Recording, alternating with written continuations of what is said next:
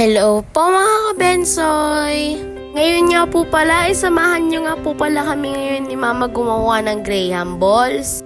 Dahil po, ibebenta po namin yan bukas po ng kapatid ko dun po sa school. At naglagay na nga po pala dyan si Mama ng Crush Graham at isinunod niya na rin ang condensed milk. At ayun na nga, isinabay na nga rin niya po pala ni Mama ang pagmekos-mekos. Gaya rin ng pagmekos-mekos ng buhay namin. Alam niyo po ba guys, na ngayon ko lang po na-realize na sobrang hirap po talaga kumita ng pera.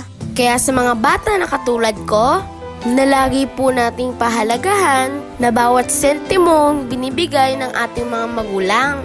Matuto po nating pahalagahan. Kasi ika nga, hindi lahat ng nandito sa mundo ay laging madali. Kaya minsan napapaisip ako na mahirap pala maging magulang.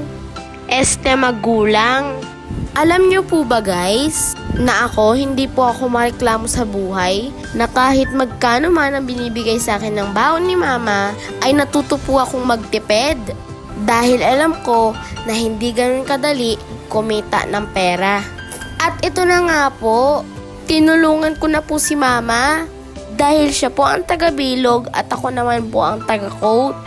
Kaya sa mga kabataan dyan, wag lang tayo puro maanong ulam, mapenging pera.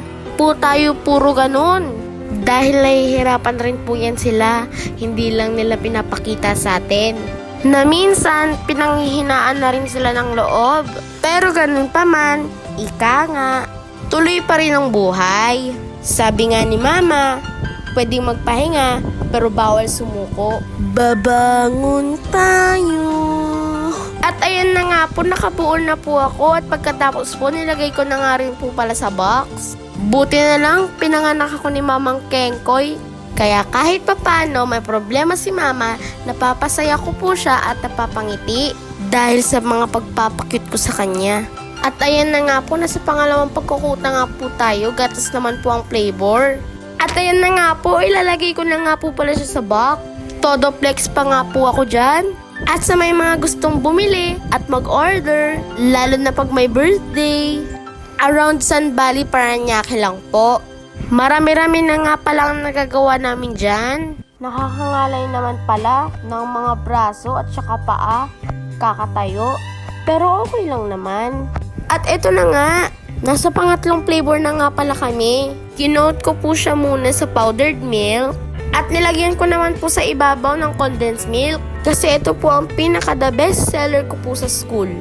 Dahil pinipilahan siya ng mga kaklase ko. Siguro pag umabot ako ng 2 years magbenta sa school, may diabetes na yan sila. Charot lang. Kasi gusto nila laging arnibal. Wala naman akong magagawa. Si ika nga, customers always right. Nasa baba pa nga lang ako, lalapitan na po ako kagad ng mga kaklase ko.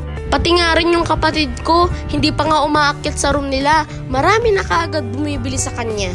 Sana nga po Lord, lumago tong maliit na business namin. Ang sarap sa pakiramdam no, kapag pinaghihirapan mo ang isang bagay. Kaya ngayon alam ko na po na wala talagang madali dito sa mundo. Maliban lang ang kumain. Charot lang. Kaya sa mga batang katulad ko, magsipag lang po tayo lagi. At hanggang dito na nga lang po pala ang video ko. Maraming salamat po sa panonood. Please follow and share.